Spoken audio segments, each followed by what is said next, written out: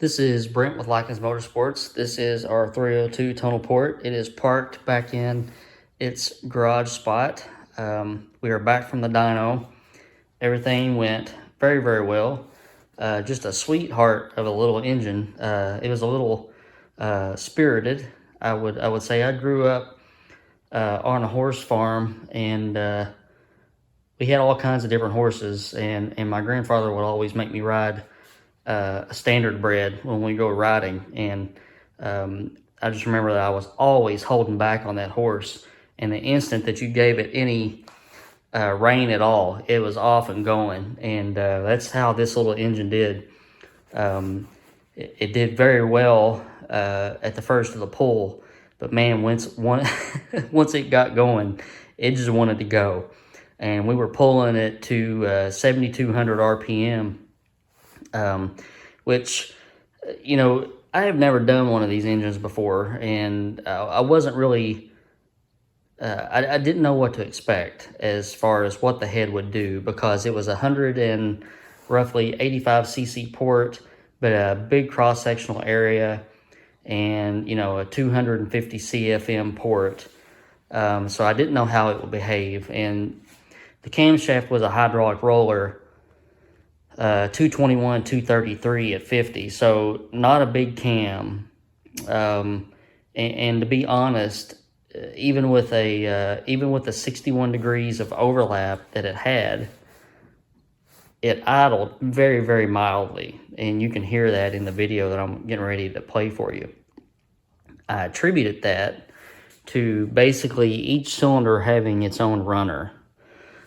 So in effect, it was kind of getting an individual runner type deal. This cam had, even though the specs are a little bit different, it had exactly the same amount of overlap that Nori's 289 did that we dynoed a few weeks ago.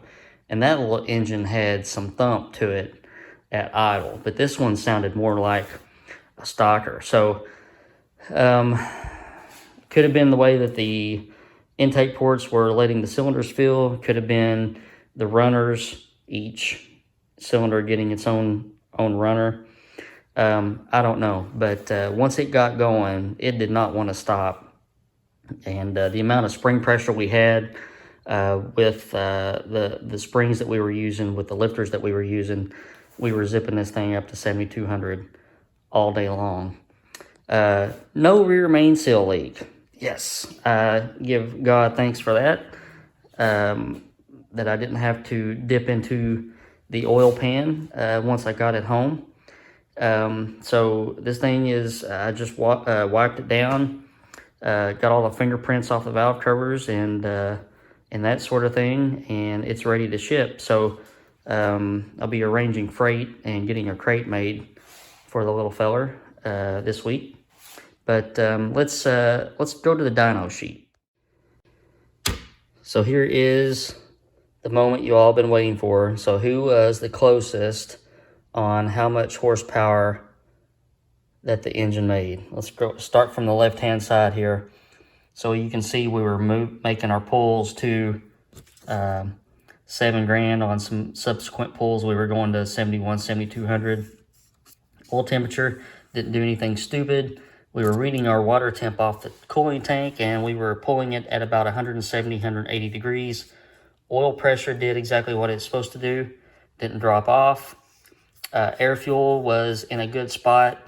If I were tuning this for someone around here in a car, I would probably lean it just a little bit. But there again, once you put an air cleaner on it, and especially since we're going from Kentucky to California on this engine, it's hard to say what the air fuel ratios will be there. So the carbs may need a little bit of tweaking. So are you ready? Roughly 386 horsepower at 6,600 RPM. It did not lose but 3/4 of a horsepower at 68. 355 pound-feet of torque, down around 4,600. We were pulling it from about 3,500 RPM on. It didn't like to be loaded hard down low. It could have been because of the vacuum secondaries. It could have been just because it's a big honking port on a 312 cubic inch motor. But even at 3,600 RPM, look what we got. 230 horsepower, 330 pound-feet of torque. You know, any Fox body Mustang has less than that at peak. So, you know, with some gear, with a manual transmission, this would be a really fun engine to have. And everything just looks really, really good. No valve float, no issues with anything there. Just a solid piece. And I'm going to show you a video of the electric water pump running. It's good to have on a race car or on a dyno engine, because you can shut the engine down and you can cool the engine down very quickly like that. But we'll show you that first, and then we'll show a pull. So notice how in the dyno video, the engine is accelerating very smoothly, and then it hits a spot and then it's gone. It's like, it's going. So solid little engine. I'm happy. Oil filter was spotless. Everything was perfect today. Very thankful for that. And we'll get this little guy crated up and shipped out to Mr. Mark. All right. Thank you guys for watching. Thank you for sticking with me on this entire build. I know it's been a long time coming, but sometimes we have to be patient, and we're rewarded with good things when we're patient. Y'all have a good weekend.